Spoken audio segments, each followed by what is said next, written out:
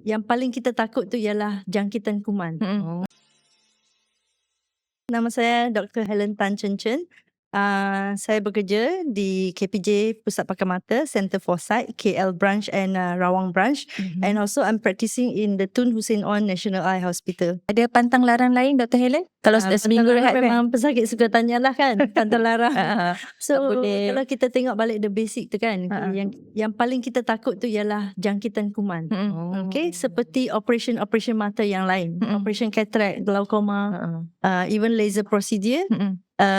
Kuman tu datang selalunya daripada tangan kita lah, ataupun persekitaran.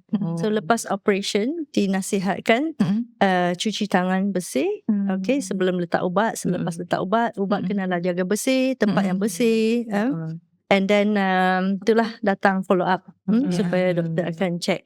Kalau ada masalah kita boleh rawat awal.